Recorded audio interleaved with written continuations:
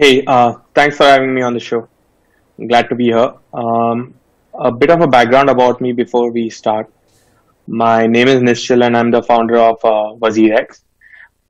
Before WazirX, I used to build a software for social media management called Crowdfire. Scaled it up from 0 to 7 million users, raised some money, and then scaled it to 20 million users. Eventually ended up building WazirX, and we grew WazirX rapidly, got acquired by Binance about 6 months ago. Um, what I'm going to present now, let me just share my screen. All right. So the idea is to, I'm sure a lot of you know about the whole regulatory uncertainty with crypto in India. And I thought it would be good to walk you through the journey that India has been facing in terms of crypto. Uh, right from the past, what has happened to what is happening right now, and then give you some thoughts on the future of crypto in India. My objective with this is to help anyone out there who's facing something similar in their country. Because crypto is such a new technology, what is happening is we are seeing a lot of regulatory uncertainties globally, not just in India, but I see this as a constant problem when I talk to entrepreneurs globally. That the biggest problem that anyone in the crypto space is facing today is the regulatory hurdles and the regulatory uncertainty. So I thought, why not just talk about how we've been tackling it in India, and maybe you can, draw some inspirations from there and apply it to your country. You may or may not be building crypto startups, but even if you are part of the crypto ecosystem, I believe that helping your country adapt to crypto and understand about crypto is a service in itself. So entrepreneurs, traders, anyone, if you think your country should participate in crypto, I think you can learn a lot from this. What I'm going to present. Let's start with the past. The biggest problems in India in terms of regulations started in April of 2018.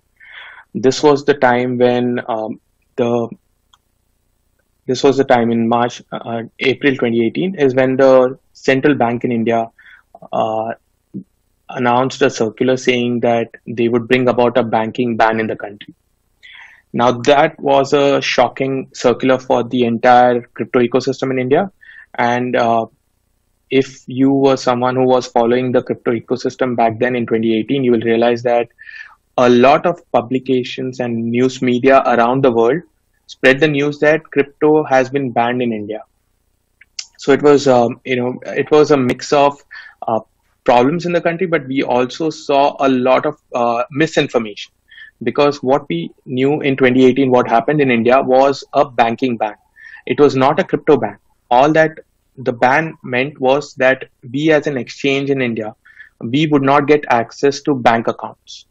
But what story went out globally and even in our country was that the whole crypto ecosystem has been banned.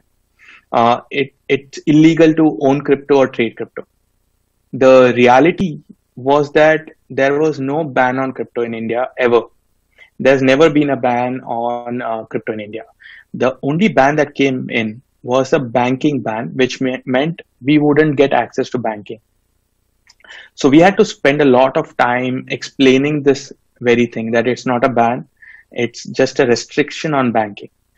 Uh, how did we tackle this? How did we go forward? And how did we navigate this is what comes next. So the first and foremost thing that we did is all of us, including WazirX, on all the other exchanges in India, we all got together and we decided that we would fight this in the Supreme Court of India, which is the highest court in the country. So we filed a case against the banking ban. Um, while the case was going on, we knew that we could not just sit on the sidelines without banking access and let the country not participate in crypto. So, how did we navigate a banking ban in the country? Because if you think about it, when you're running a business and you have a banking ban, it virtually means you cannot function as a startup, because the banking ban meant that you could not easily pay money to your employees. You could not accept fiat deposits or process withdrawals for your clients. You could not do anything without bank. Imagine running a company without banks, and that is where we were. So here's what we did. We decided that while we cannot get a bank account, our users on our exchange could easily get a bank account because they already had bank accounts. So why not bring in a peer-to-peer way for people to still get involved in crypto? And that's the first thing that we did. We launched a peer-to-peer trading platform for people. And this helped everyone in India still get involved with crypto, because without banking, the peer-to-peer method became the best way for people to get involved. So if you're in a country where, let's say, you have banking access trouble, or you're not getting bank accounts, I would strongly recommend looking into the peer-to-peer way, where it's a very popular way of transacting today. But back then in 2018, it was still one of the newer things to do. So peer-to-peer really helped us navigate the banking ban in India. While we built a solution, we also knew that we had to do something apart from a solution to the temporary ban that was happening, and that was to create awareness in the country.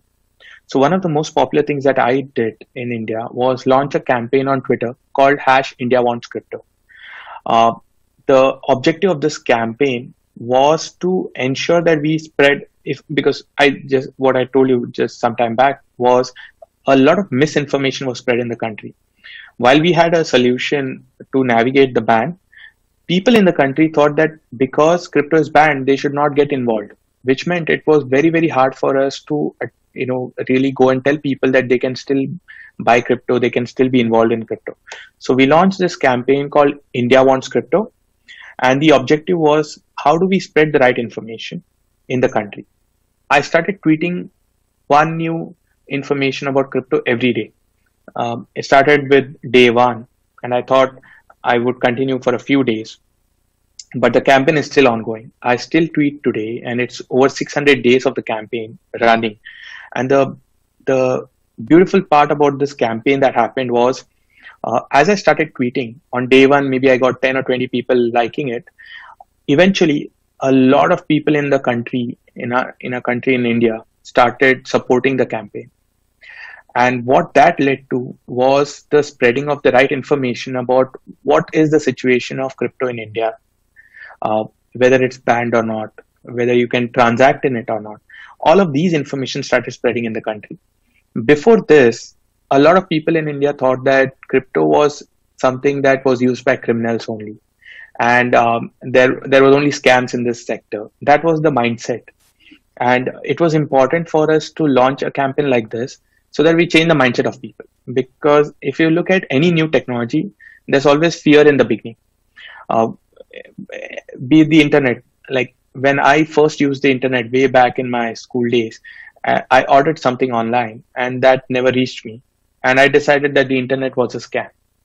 But over a period of time today, I buy everything online, and I'm sure you do the same. So we see how the technology has changed and how we've adopted to it. It's the very same situation with crypto today. A lot of people think about crypto as scam, and that was the situation in India too. And through these campaigns, we ensured that we can spread the right information. We can tell everyone in our country that you have a lot of good things that you can build on crypto. So this is, I think, something that all of us should do. Spread the innovation, spread the right things that are happening in the crypto ecosystem. And when you do that, people get comfortable, they ease into the crypto idea of crypto. So that's been happening very beautifully in India. And this campaign has been helping a lot. While this was happening, we also, as a startup, we started facing a lot of trouble in terms of, let's say, capital access. So when you have a banking ban in your country, you will realize that none of the investors, none of the VCs would want to invest in crypto startups. And being a crypto startup, we wanted to grow faster. We wanted to grow the ecosystem. So what we decided is, fine, traditional investors would not invest, but there are innovative companies out there that might be ready to invest or partner with you. And we found a partner in Binance. We started speaking. The talk started with a fundraise, and eventually we realized that our motivations and our direction and our mission was the same, which is to spread the knowledge of crypto and spread access of crypto to everyone. So instead of the fundraise, it became an acquisition where Binance ended up acquiring WazirX, and that was a very historic moment for India. It was one of the first acquisitions in the crypto space in India. But I think that gave a lot of, I would say, encouragement and courage to the other entrepreneurs in the country to build more into crypto. So these were the things that shaped the last 1 to 2 years of crypto in India, the 2018 and the 2019. Now these 2 years, let's come back to the present day. What happened? Just a few months back in March, we won the case that we had lodged in the Supreme Court in 2018. So the case that I spoke about in the previous slide, which happened in 2018, we finally won that in March 2020 this year. It was a great relief for the entire ecosystem. Everyone, was happy with the fact that they could now start using their bank accounts to access crypto. We started seeing rapid growth in our country because of that. A lot of good things happened. For example, one of the things we saw that as soon as the banking ban was lifted, our numbers shot up in terms of signups, in terms of trading volume. We started growing rapidly, and a lot of new startups have started now coming up in the country. Some of the things you can see on the slide, we've seen our monthly volumes grow by 66%, and all thanks to the banking ban being lifted in the country. So this is the graph where you can see in the banking ban was lifted towards the end of March, and in April you can see the shoot up in the volumes that has happened. So this is the current state in India. There are about 5 million people in crypto. It's a large number, but it's still very small in terms of the size of the population out here. The question is, what happens when this whole ecosystem is channelized in the country? We go from 5 million to, I predict in the next 1 to 2 years, India will see at least 20 to 50 million users getting into the crypto ecosystem. And this, I believe, will help us get a lot of adoption for crypto in the country and even globally. Some of the things that we are doing right now is we're still spreading the knowledge of crypto. And the idea is also to help new startups start in the country. We've been encouraging new startups with ideas in the crypto space to come up with new solutions for the country. There's a lot of opportunity today in India. And if you happen to be from India, I would encourage you to build something for the Indian audience, because there's a lot of users in India who are looking at crypto today, and you could build solutions to onboard them. If you're a global, if you're not from India, I would suggest you still look at India as an option to build, because whatever all said and done, India has a large population. So if you can build the right solution, you would be able to sign up millions of people out here in this country, which will lead to a faster adoption for crypto. And I'm here to help out whenever needed. I'm on Twitter as well. So if you need any help with building for the Indian audience, I hope you got some idea that crypto is not banned in India. There is no restriction as such. You can readily build for crypto in India. I'm always here to help you out. Yeah, that's about it. This was a short presentation just to make you aware about crypto in the country, and also to tell you that with a few focused efforts, which is build a good product, spread the right information about crypto in your country, you will see a good growth and adoption of crypto wherever you are. Thank you.